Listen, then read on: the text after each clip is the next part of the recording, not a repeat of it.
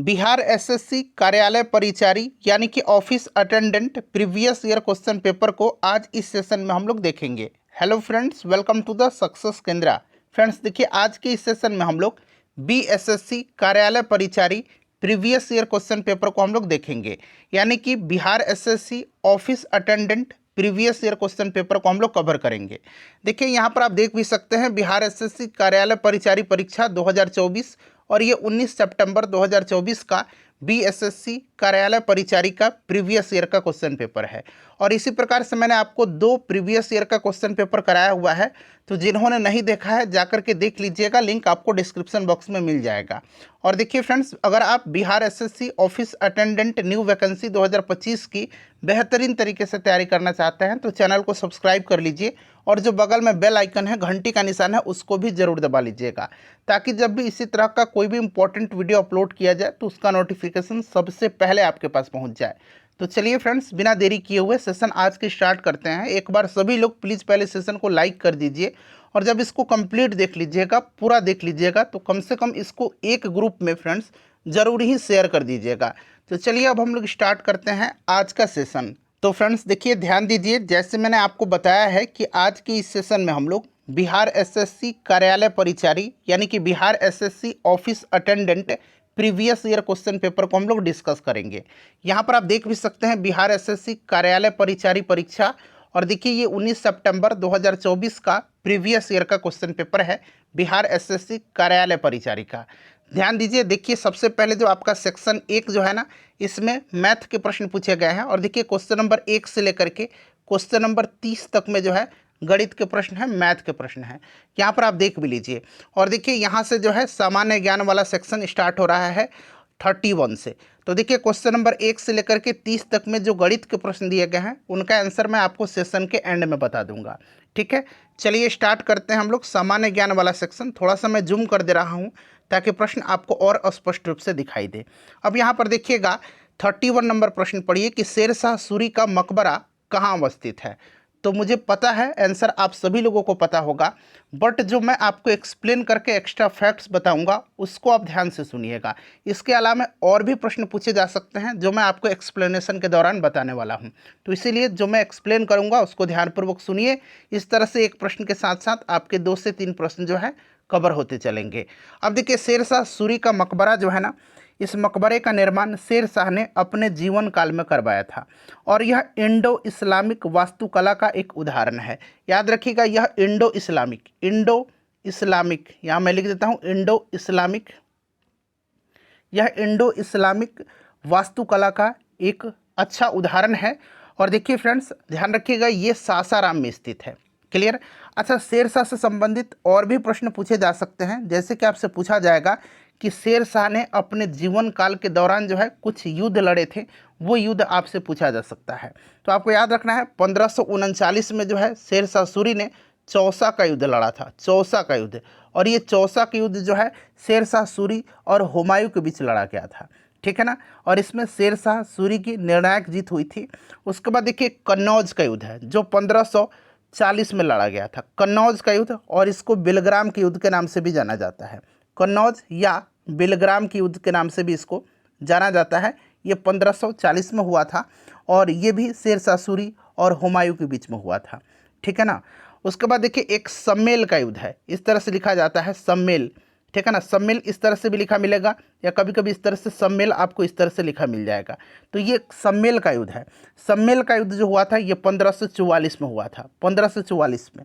इसमें जो है शेर शाह सूरी ने मारवाड़ के शासक मालदेव को पराजित किया था, मारवाड़ के शासक मालदेव को पराजित किया था शेर शाह सूरी ने। ठीक है ना, सम्मेल के युद्ध में। तो ये भी आप साथ साथ ध्यान रखिएगा। और कालिंजर की जो घेराबंदी है, कालिंजर के घेराबंदी के दौरान 1545 में जो है शेर शाह जो है इसकी मृत्यु हुई थी। ठीक है ना, ध्यान रखिएगा। चलिए उसके बाद देख लीजिएगा, अगला प्रश्न है कि स्वर्ण आभूषण की परिशुद्धता को सुनिश्चित करने हेतु मानक चिन्ह है, बताइए। राइट आंसर यहाँ पर क्या हो जाएगा। देखिए, स्वर्ण आभूषण की परिशुद्धता के लिए जो सुनिश्चित करने हेतु मानक चिन्ह है वो आप सभी को पता होगा, ये आपका हॉलमार्क है। क्या है ये? हॉलमार्क है। ठीक है ना, ये हॉलमार्क होता है। और फ्रेंड्स यहाँ पर मैं एक इम्पॉर्टेंट पॉइंट बताऊंगा जो अभी रिसेंटली बिहार के एग्जाम में पूछा गया था। पूछा जाएगा आपको कि 1 कैरेट सोना जो होता है, 1 कैरेट ये कितने मिलीग्राम के बराबर होता है। 1 कैरेट कितने मिलीग्राम के बराबर होगा, तो आपको याद रखना है 1 कैरेट जो होगा ये 200 मिलीग्राम के बराबर होगा। ठीक है ना, तो इसे भी आप साथ साथ ध्यान रखेंगे। क्लियर, प्रश्न बन सकता है। चलिए, इससे पहले मैंने आपको बिहार एसएससी कार्यालय परिचारी previous year question paper 2 question paper मैंने कराया हुआ है, तो जाकर के देख लीजिएगा। देखिए, मुख्यमंत्री ने बिहार के किस पर्यटन स्थल पर बोट सफारी का उद्घाटन किया, बताइए किस पर्यटन स्थल पर जो है मुख्यमंत्री जी ने बोट सफारी का उद्घाटन किया। तो देखिए, ये घटना जो है दिसंबर 2021 की है। इन्होंने जो है पश्चिम चंपारण जिले के वाल्मीकि नगर में जो है पुरानी त्रिवेणी नहर में एक नाव सफारी का उद्घाटन किया था, तो वाल्मीकि नगर राष्ट्रीय उद्यान में। ठीक है ना, तो यहाँ पर आपको ध्यान रखना है, ऑप्शन बी करेक्ट आंसर हो जाएगा। चलिए, उसके बाद देखिए चिपको आंदोलन का उद्देश्य क्या था। चिपको आंदोलन, देखिए चिपको आंदोलन जो है ये 1973 में 1973 में चालू हुआ था, मतलब उस समय दरमियान चलाया गया था। ठीक है, और देखिए सुंदरलाल बहुगुणा और गौरा देवी जैसे पर्यावरण कार्यकर्ताओं ने इसका नेतृत्व किया था। क्लियर, आपको ध्यान रखना है वृक्ष की कटाई को रोकने के लिए यह आंदोलन चलाया गया था। तो यहाँ पर राइट आंसर हो जाएगा वन संरक्षण, ऑप्शन नंबर डी। चलिए, उसके बाद देखिए निम्न में प्राकृतिक संसाधन बताइए कौन सा इसमें से आपको प्राकृतिक संसाधन बताना है। तो देखिए, इसमें से प्राकृतिक संसाधन की बात करते हैं तो वे संसाधन होते हैं प्राकृतिक जो प्रकृति से प्राप्त होते हैं और कुछ संशोधनों के साथ उपयोग में लाए जाते हैं, जैसे कि हवा, पानी, मिट्टी, खनिज, ये सब प्राकृतिक संसाधन के उदाहरण हैं। तो यहाँ पर आप देख सकते हैं मिट्टी दिया गया है। चलिए, उसके बाद देखिएगा कि भारत में संघीय व्यवस्था, ये संघीय व्यवस्था है और एक संसदीय व्यवस्था है। यहाँ पर मैं लिख देता हूँ, ठीक है ना, ये संघीय व्यवस्था या संघात्मक व्यवस्था, इस तरह से भी आपको लिखा मिल जाएगा संघात्मक। तो अगर आपसे पूछा जाएगा संघीय व्यवस्था या संघात्मक व्यवस्था किस देश के मॉडल पर आधारित है, तो ये फ्रेंड्स कनाडा के मॉडल पर आधारित है। और संसदीय व्यवस्था पूछेगा तो ये ब्रिटेन पर आधारित है। ठीक है ना, दोनों पॉइंट्स को आपको ध्यान रखना है। चलिए, उसके बाद देखिएगा कि चौरी चौरा कांड के बाद गांधी जी ने किस आंदोलन को स्थगित किया था। चौरी चौरा कांड के बाद गांधी जी ने किस आंदोलन को स्थगित किया था। देखिए फ्रेंड्स, ध्यान दीजिएगा, अगर हम बात करते हैं चौरी चौरा कांड के बाद गांधी जी ने जो है स्थगित किया था, आपको याद रखना है कौन सा, असहयोग आंदोलन को। तो देखिए, असहयोग आंदोलन आपको यहाँ पर ऑप्शन में आगे देखने को मिल जाएगा। यहाँ पर आप देख सकते हैं ऑप्शन नंबर बी में है असहयोग आंदोलन। चौरी चौरा की कांड जो है ये कब हुई थी, चौरी चौरा कांड, तो ये 4-5 फरवरी को हुई थी 1922 में। ठीक है ना, 1922 में, आपको ध्यान रखना है। ठीक है ना, और इसी से गांधी जी दुखी हो गए थे और उन्होंने असहयोग आंदोलन को स्थगित कर दिया था। क्लियर। चलिए, अब यहाँ पर देखिएगा भारत छोड़ो आंदोलन ये कब हुआ था, तो 1942 में। सविनय अवज्ञा आंदोलन कब हुआ था, 1930 में।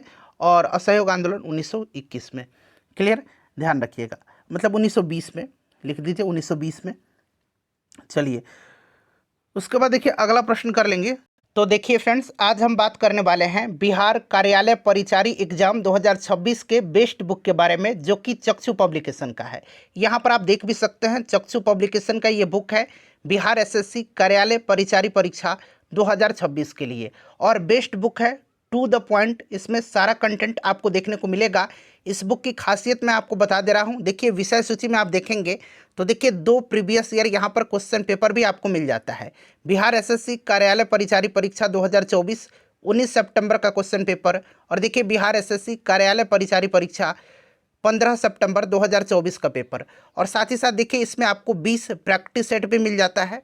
और इस बुक में देखेंगे तो यहाँ पर देखिए बिहार एसएससी कार्यालय परिचारी परीक्षा 2024 का ये क्वेश्चन पेपर है प्रीवियस ईयर का 19 सितंबर का, और इसमें जो एक्सप्लेनेशन दिया गया है वो लाजवाब दिया गया है। पूरा डिटेल में यहाँ पर एक्सप्लेनेशन आप देख सकते हैं, पूरा डिटेल में दिया गया है। और इस प्रकार से अगर आप एक्सप्लेनेशन को ध्यानपूर्वक पढ़ेंगे तो एक प्रश्न के साथ साथ आपके 2-3 प्रश्न जो है कवर होते चलेंगे। उसी प्रकार से यहाँ पर देखिए ये दूसरा पेपर आपको देखने को मिल जाएगा। साथ ही साथ फ्रेंड्स देखिए जो आपका प्रैक्टिस सेट दिया गया है उसमें भी इसी प्रकार का ज़बरदस्त एक्सप्लेनेशन दिया गया है। तो फ्रेंड्स देखिए इस बुक को आप परचेज कर लीजिए, और इस बुक के माध्यम से फ्रेंड्स आप अपने तैयारी को और भी मजबूत कर सकते हैं। तो प्रसिद्ध योग जो विद्यालय है ये कहाँ पर अवस्थित है, बताइए। योग विद्यालय, तो फ्रेंड्स ये जो है आपका कहाँ पर है, मुंगेर में है, और स्वामी सत्यानंद सरस्वती ने इसकी स्थापना 1964 में किया हुआ था। और देखिए एक प्रश्न और भी पूछा जाता है इसी तरह का कि विवेकानंद योग विश्वविद्यालय कहाँ पर है।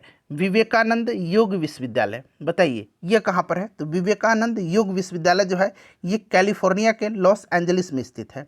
और ये पूछा जाएगा आपको विश्व प्रसिद्ध योग विद्यालय, तो ये बिहार के मुंगेर में है। ठीक है, चलिए उसके बाद देखिए निम्न में खरीफ फसल कौन सी है। अच्छा, रबी फसल, खरीफ फसल ये सब आपको पहचानने आता है। देखिए इसमें से खरीफ फसल पूछा गया है।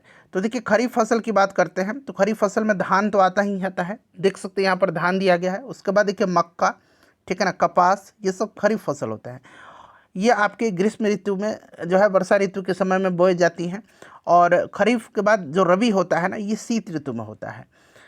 और उसमें आपको पता है कि गेहूं होता है, चना होता है, मटर होता है, सरसों होता है, ये सब होता है, जौ है यहाँ पर। तो ये सब रबी फसल हैं ये सारे के सारे। ठीक है, देखिए करो या मरो का नारा किसने दिया था।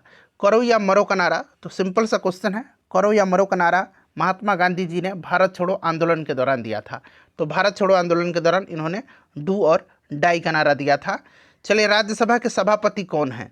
राज्यसभा के सभापति, अब देखिए राज्यसभा के सभापति जो होते हैं ना ये भारत के कौन होते हैं बताइए, उपराष्ट्रपति होते हैं।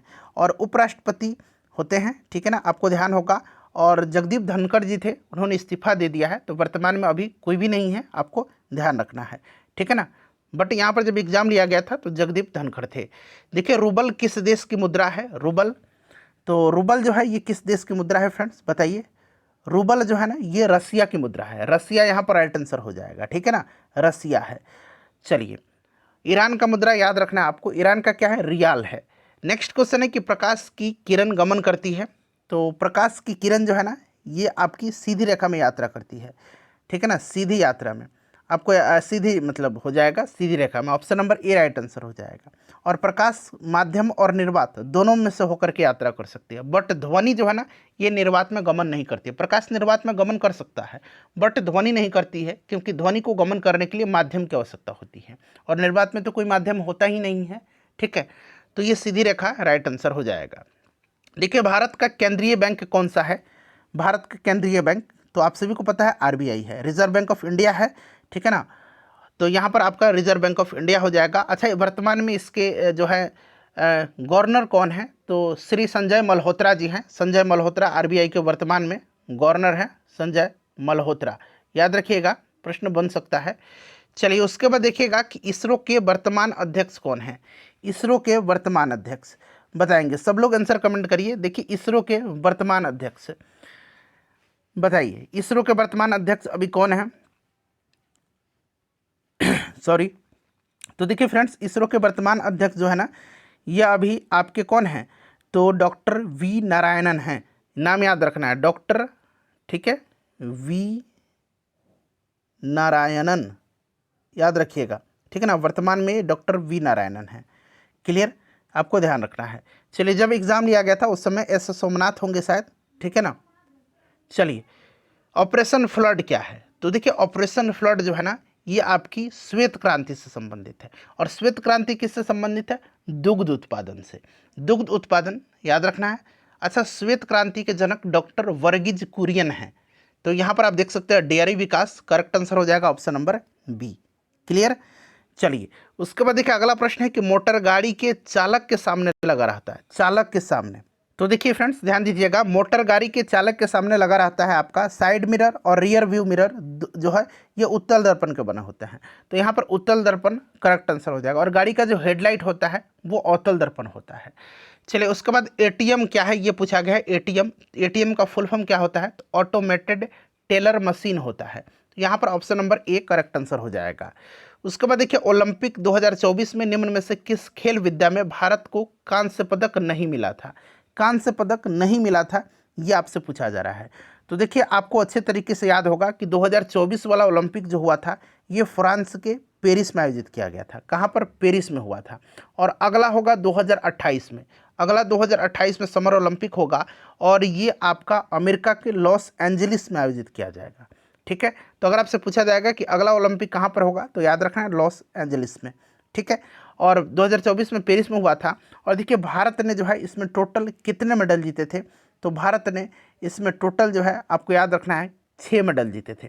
टोटल भारत ने कितने मेडल जीते थे फ्रेंड्स, तो भारत ने टोटल 6 मेडल जीते थे, ठीक है। अच्छा, इन 6 मेडल में अब आपको याद रखना है कि इन 6 मेडल में जो है कौन कौन से मेडल भारत ने जीता था, तो जिसमें से एक रजत था और 5 जो था कांस्य पदक था।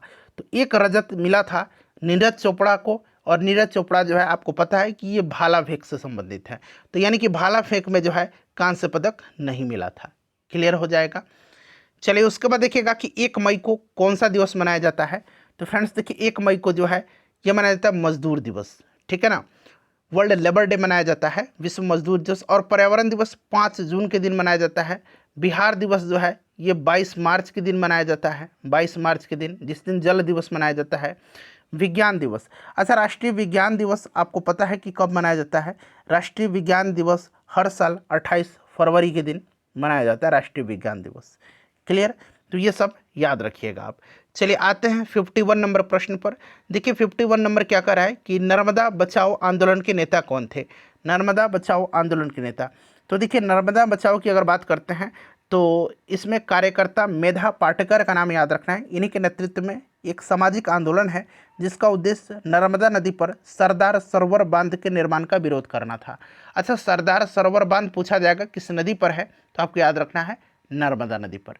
क्लियर, तो यहाँ पर देखिए मेधा पाटेकर का नाम मैंने बताया है, और इनके साथ और भी एक व्यक्ति का नाम आपको याद रखना है, ठीक है ना। यहाँ पर आपको एक और व्यक्ति का नाम याद रखना है, बाबा आमटे का नाम, ठीक है ना, बाबा आमटे का आपको याद रखना है, बाबा आमटे। और जैसे मैंने बताया आपको मेधा पाटेकर, दोनों नाम याद रखना है।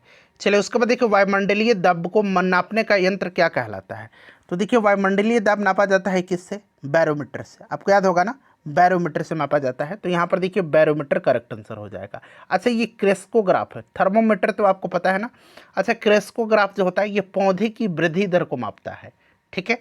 चलिए उसके बाद देखिएगा इनमें से कौन बहुराष्ट्रीय कंपनी है, इनमें से कौन बहुराष्ट्रीय कंपनी है यानी कि मल्टीनेशनल कंपनी है। तो देखिए इनमें से आपका फोर्ड मोटर्स भी है, सैमसंग भी है, कोको कोला भी है, तो इनमें से सभी करेक्ट आंसर हो जाएगा, ठीक है। देखिए बिहार में उर्वरक कारखाना कहाँ पर अवस्थित है, बिहार में उर्वरक कारखाना, तो बिहार में देखिए रिफाइनरी बेगूसराय में स्थित है, और यहाँ पर करेक्ट आंसर हो जाएगा ऑप्शन नंबर सी हो जाएगा, बरौनी में है, ठीक है ना, बरौनी में। क्लियर, चलिए उसके बाद देख लीजिएगा अगला प्रश्न है हमारा कि चंपारण सत्याग्रह कब हुआ था, तो चंपारण सत्याग्रह 1917 में हुआ था।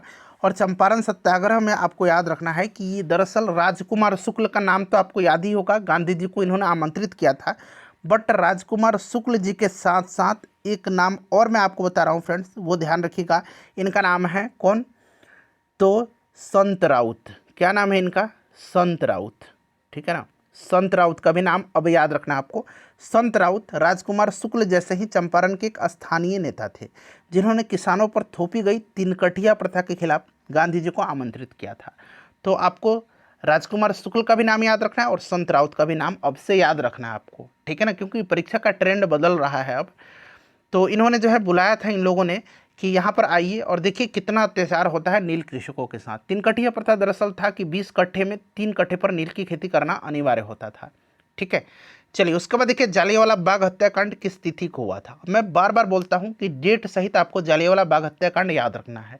13 अप्रैल 1919 को यह घटना हुई थी, और उस समय वायसराय कौन था ये भी नाम याद रखना है। तो उस समय वायसराय चैम्सफोर्ड था। कौन था फ्रेंड्स, चैम्सफोर्ड था, चैम्सफोर्ड था, ठीक है ना, याद रखना आपको। बैसाखी के दिन की घटना है ये। जलियांवाला बाग अमृतसर में है। चलिए उसके बाद देखिए भारतीय रिजर्व बैंक के वर्तमान गवर्नर कौन है। तो अभी मैंने बताया था अभी आपको वर्तमान गवर्नर संजय मल्होत्रा हैं। कौन है, संजय मल्होत्रा हैं, संजय मल्होत्रा हैं, संजय मल्होत्रा, ठीक है। चलिए उसके बाद देखिए भारतीय लोकतंत्र की चुनौतियाँ क्या हैं, भारतीय लोकतंत्र की चुनौतियाँ। तो इसमें से आप देख सकते हैं लोकतंत्र की चुनौती जो है जातिवाद भी है, अपराधीकरण भी है, गरीबी भी है, करप्शन भी है, ये सारे लोकतंत्र की ही चुनौतियां हैं। तो इनमें से आपका सभी हो जाएगा करेक्ट आंसर, ठीक है। चलिए अब आते हैं क्वेश्चन नंबर हम लोग 59 पर।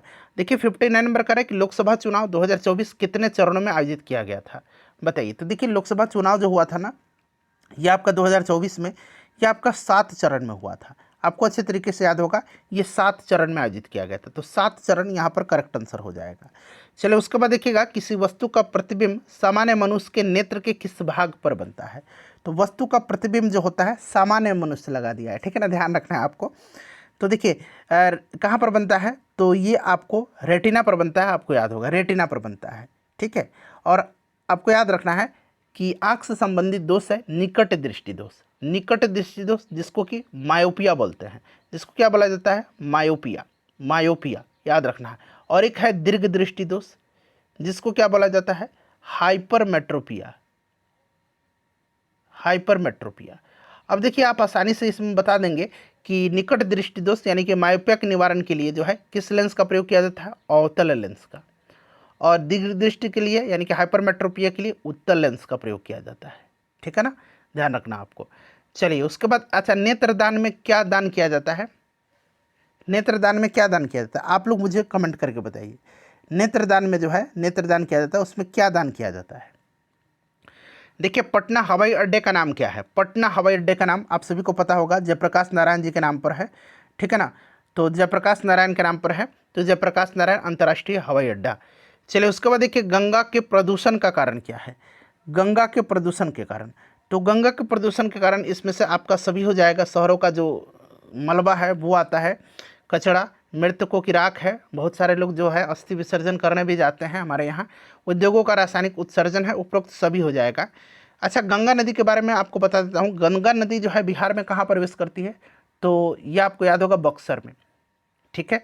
अच्छा गंगा नदी में कुछ नदियाँ मिलती हैं, जैसे कि पूछा जाता है कि फतुहा में कौन सी नदी गंगा में मिलती है? तो पुनपुन नदी मिलती है, पुनपुन नदी पूछा जाएगा, पुनपुन नदी गंगा में कहाँ पर मिलती है? तो फतुहा में, ठीक है। अच्छा अगर आपसे पूछा जाएगा कि घाघरा नदी गंगा में कहाँ पर मिलती है? तो घाघरा नदी मिलती है छपरा में, रेबिलगंज में, रेबिलगंज में मिलती है, ठीक है ना। तो आपको ये सब ध्यान रखना है, रेबिलगंज में। चलिए उसके बाद देखिएगा कि हर घर तिरंगा का प्राथमिक उद्देश्य क्या है? हर घर तिरंगा का प्राथमिक उद्देश्य, बाकी ऑप्शन यहाँ पर देखिएगा, तो नागरिकों में देशभक्ति की भावना को मजबूत करना है, ऑप्शन बी करेक्ट आंसर हो जाएगा, ठीक है ना। और ये हर घर तिरंगा जो है आज़ादी का जो 75 वर्ष पूरा होने के उपलक्ष्य में जो है ये आपका शुरू किया गया था। चलिए उसके बाद देखिएगा कि 1857 ईस्वी के विप्लव के क्रांतिकारी, तो बिहार में बार बार पूछा जाता है ये प्रश्न, तो ये बाबू कुंवर सिंह थे, आपको ध्यान रखना है, बाबू कुंवर सिंह थे, ठीक है, इनको आपको ध्यान रखना है, बाबू कुंवर सिंह थे। चलिए उसके बाद देखिएगा कि भारत में राष्ट्रीय आपातकाल की घोषणा कब हुई थी? अच्छा राष्ट्रीय आपातकाल की घोषणा की अगर हम बात करते हैं तो आपको अच्छे तरीके से याद होगा, इंदिरा गांधी के समय में हुआ था, इंदिरा गांधी जी की सरकार थी, तो 25 जून 1975 को, ठीक है ना। तो 1975 करेक्ट आंसर हो जाएगा। और संविधान का जो अनुच्छेद 352 है, इसी के तहत राष्ट्रपति प्रधानमंत्री की अध्यक्षता वाले मंत्रिमंडल की सलाह पर आपातकाल की घोषणा जारी कर सकते हैं, ठीक है ना। चलिए उसके बाद देख सकते हैं कि रेडियम की खोज किसने किया था, ये पूछा गया है, तो मैडम क्यूरी ने किया था इसका खोज, आपको याद रखना है। मैडम क्यूरी को 2 बार नोबेल पुरस्कार मिला है, ये भी ध्यान रखना है। एक बार इनको जो है आपको भौतिकी के लिए मिला है और एक बार इनको जो है रसायन के लिए मिला है, तो आपको ध्यान रखना है, ठीक है। चलिए उसके बाद देखिए बाल गंगाधर तिलक का उपनाम बताइए। तो देखिए बाल गंगाधर तिलक, इनको जो है लोकमान्य के नाम से जाना जाता है, लोकमान्य बाल गंगाधर तिलक। और लोकनायक कहा जाता है जयप्रकाश नारायण को, लोकनायक जयप्रकाश नारायण, आपने देखा होगा। देश बंधु जो है ये कौन है? देश बंधु जो है, देश बंधु चित्तरंजन दास है। और दीन बंधु है, एक दीन बंधु कहा जाता है CF एंड्रूज को, दीन बंधु, दीन बंधु कहा जाता है किसको? CF एंड्रूज को, यहाँ पर मैं लिखता हूँ CF एंड्रूज को, इनको दीन बंधु कहा जाता है। और देश बंधु कहा जाता है चित्तरंजन दास को। चलिए T20 विश्व कप 2024 का फाइनल किन 2 देशों के बीच हुआ था? विजेता अपना प्यारा भारत रहा था और फाइनल हुआ था भारत और दक्षिण अफ्रीका के बीच में, ठीक है। तो भारत और दक्षिण अफ्रीका करेक्ट आंसर हो जाएगा। किसने कहा लोकतंत्र जनता का, जनता के लिए, जनता द्वारा शासन है? तो फ्रेंड्स ये अब्राहम लिंकन का स्टेटमेंट है। अगला प्रश्न देखिएगा कि अंतर्राष्ट्रीय महिला दिवस कब मनाया जाता है? तो अंतर्राष्ट्रीय महिला दिवस आपको याद होगा कि 8 मार्च के दिन मनाया जाता है, ठीक है ना। कब मनाया जाता है अंतर्राष्ट्रीय महिला दिवस? तो 8 मार्च के दिन अंतर्राष्ट्रीय महिला दिवस मनाया जाता है। अच्छा अगर आपसे राष्ट्रीय महिला दिवस पूछा जाता तब, तो राष्ट्रीय महिला दिवस कब मनाया जाता है ये भी आपको ध्यान रखना है। राष्ट्रीय महिला दिवस 13 फरवरी के दिन मनाया जाता है। राष्ट्रीय महिला दिवस, राष्ट्रीय महिला दिवस, राष्ट्रीय महिला दिवस, महिला दिवस कब मनाया जाता है? तो 13 फरवरी के दिन, ठीक है।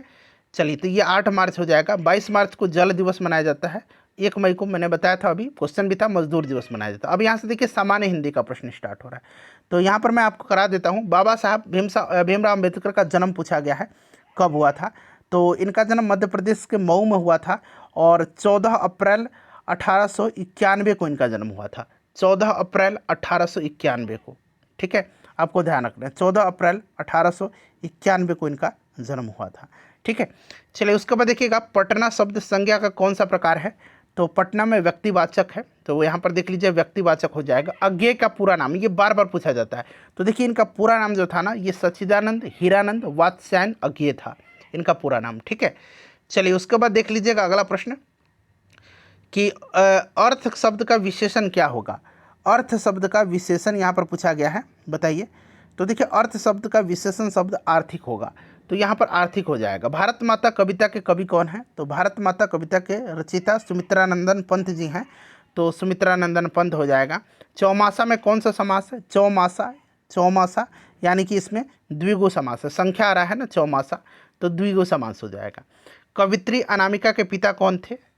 तो देखिएगा यहाँ पर बात करते हैं, तो इनका जन्म हुआ था बिहार के मुजफ्फरपुर में 1961 में, और इनके पिता का नाम था डॉक्टर श्यामानंदन किशोर, ठीक है ना। और ये बिहार विश्वविद्यालय के कुलपति भी रह चुके थे इनके पिता, तो श्यामानंदन किशोर हो जाएगा। उसके बाद देखिए, जो किसी शब्द के पहले आकर के उसका विशेष अर्थ प्रकट करता है, उसको क्या कहते हैं? तो किसी शब्द के पहले आकर के विशेष अर्थ प्रकट करता है, उसको हम लोग उपसर्ग बोलते हैं। पहले लगता है उपसर्ग और प्रत्यय बाद में लगता है, तो उपसर्ग हो जाएगा।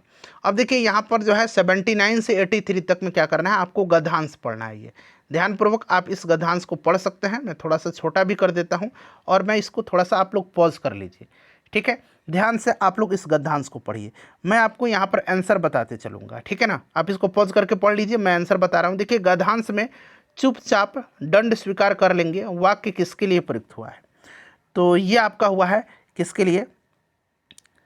तो ये नाखून, ठीक है ना, नाखून के लिए। गद्यांश में दयनीय जीव किसे कहा गया है? बताइए, दयनीय जीव किसे कहा गया है? तो ये कहा गया अल्पज्ञ पिता को, ठीक है। उसके बाद देखिएगा कि कभी कभी बच्चे कैसा प्रश्न कर बैठते हैं, तो ये चक्कर में डाल देने वाला, ठीक है। अच्छा, हर तीसरे दिन क्या बढ़ जाते हैं? तो हर तीसरे दिन जो है आपके नाखून हो जाएंगे इसमें। उसके बाद चलिए अगला देखिएगा, ये गद्यांश पढ़ करके आंसर बताना है, ठीक है। इसमें कह रहा है कि गद्यांश में बेहया किसे कहा गया है? बेहया किसे कहा गया है? तो निश्चित रूप से यहाँ पर बात की जा रही है अगर नाखून की, तो नाखून की हूँ कहा गया होगा। आप गद्यांश पढ़िएगा, ठीक है। अच्छा, अब यहाँ से चलिएगा कि 9 2 11 होना, मुहावरे का अर्थ क्या है? 9 2 11 यानी कि भाग जाना, सीधी सी बात है, गायब हो जाना। तो 9 2 11 हो जाना यानी कि भाग जाना। अच्छा, प्रविशेषण किसे कहते हैं? प्रविशेषण, तो प्रविशेषण यहाँ पर पूछा गया है, जो शब्द विशेषण की विशेषता बताते हैं उनको प्रविशेषण कहेंगे, जो विशेषण की विशेषता बताते हैं, ठीक है। उसके बाद देखिएगा कि भगजोगनी किस कहानी का पात्र है? तो ये शिवपूजन सहाय की कहानी है, कहानी का प्लॉट, ठीक है ना। और ये किसकी कहानी है, कहानी की प्लॉट? तो शिवपूजन सहाय की। गणेश का पर्यायवाची शब्द क्या होगा? तो निश्चित रूप से गणेश का पर्यायवाची शब्द आपको याद भी होगा, बताएंगे राइट आंसर क्या हो जाएगा। तो देखिए गणेश का पर्यायवाची शब्द जो होगा इसमें से क्या हो जाएगा फ्रेंड्स, फटाफट बताइए। तो लंबोदर होता है, गणपति, विनायक, गजानन, ठीक है ना, सिद्धि विनायक, ये सब आपको याद होगा। तो यहाँ पर आप देख सकते हैं एक दंत भी होता है इनका पर्यायवाची शब्द, ध्यान रखिएगा आप। चलिए उसके बाद देखिए खोखा किस कहानी का पात्र है? तो खोखा जो है ना, ये पात्र है विष के दांत का। विष के दांत नलिन विलोचन वर्मा की रचना है। नलिन विलोचन शर्मा, वर्मा नहीं शर्मा, नलिन विलोचन शर्मा, नलिन विलोचन शर्मा, ये सब पूछ ले जाता है डायरेक्टली, ठीक है ना। विष के दांत की रचनाकार कौन है? तो नलिन विलोचन शर्मा। स्वागत जो है इसमें संधि विच्छेद क्या होगा? तो सुजोड़ आगत होता है, ठीक है ना, सुजोड़ आगत होगा, ऑप्शन नंबर ए हो जाएगा। उसके बाद देखिए घोड़े बेचकर सोना, मुहावरे का अर्थ। तो घोड़े बेच करके सोना, मुहावरे का अर्थ होता है निश्चिंत से मतलब सोना। तो घोड़े बेचकर सोना मतलब यहाँ पर करेक्ट आंसर हो जाएगा, यहाँ पर बेफिक्र होकर के सोना, निश्चिंत होकर के। महात्मा गांधी के पिता का क्या नाम था? तो ये सब आपको पता है, इनके पिता का नाम क्या था? तो करमचंद गांधी था, और इनकी माता का नाम पुतलीबाई था। तो करमचंद गांधी यहाँ पर है, करमचंद गांधी, ठीक है ना, करमचंद गांधी था। आम किस प्रकार का शब्द है? तो आम जो है ना, ये तत्सम शब्द है, ठीक है ना। तत्सम शब्द है आम, ध्यान रखिएगा, तो यहाँ पर तत्सम हो जाएगा।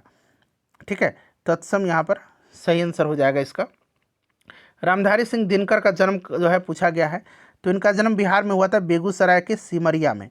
ठीक है ना, और इनका जन्म कब हुआ था, तो आपको ये भी याद रखना है 1908, 23 सितंबर के दिन 1908 में, बिहार के बेगूसराय के सिमरिया में।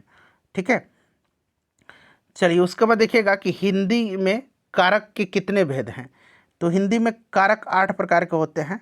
ठीक है ना, कर्ता, कर्म, करण, संप्रदान, अपादान, संबंध, अधिकरण, संबोधन, ये सब आपको याद होगा।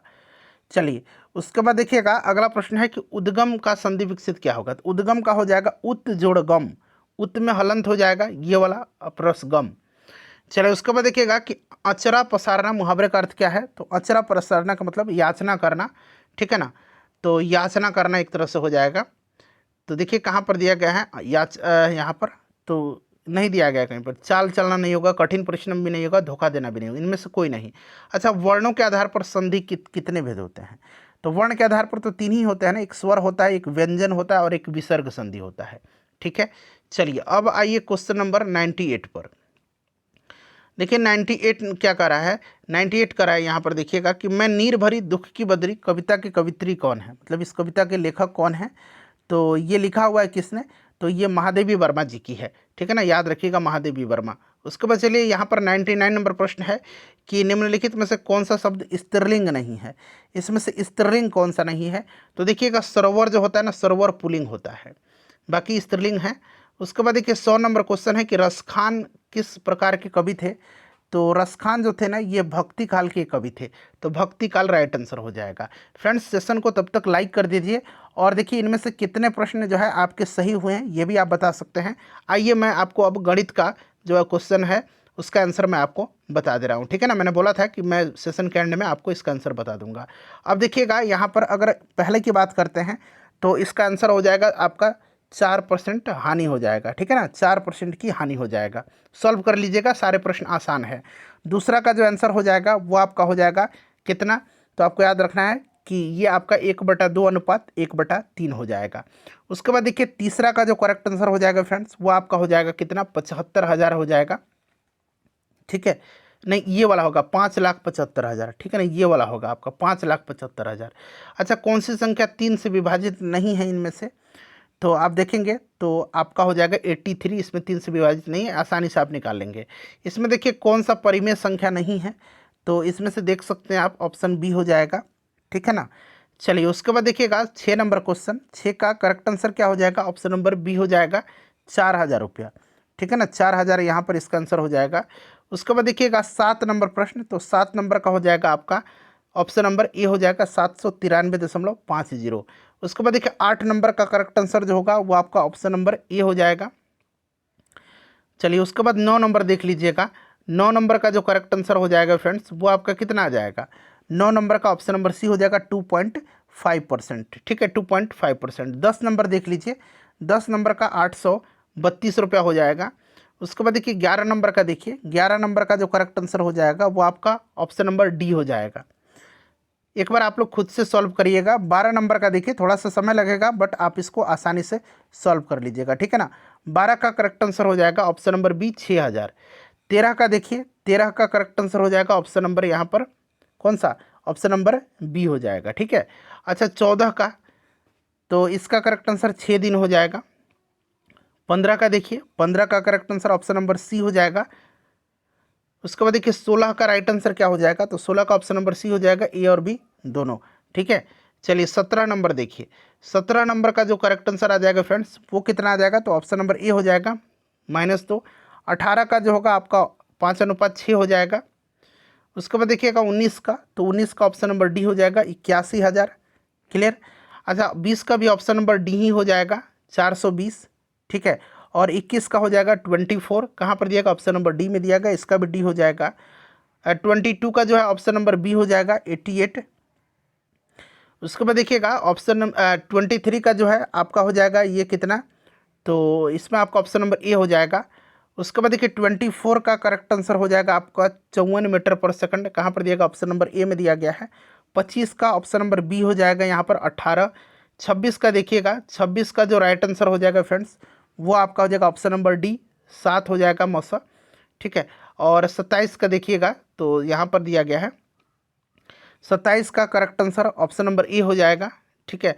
28 का आपका हो जाएगा 7 स्क्वायर, कहाँ पर दिया गया यहाँ पर। 29 का यहाँ पर साधारण ब्याज का फॉर्मूला, तो आपको बताया मूलधन गुना समय गुना दूरी बटा, ये आपका यहाँ पर दूरी नहीं होगा, मूलधन समय और दर हो जाता है, ये दूरी दे दिया है ना, तो मैं भी फ्लो में पढ़ दे रहा हूँ, दर हो जाएगा, रेट होता है, ऑप्शन नंबर बी हो जाएगा।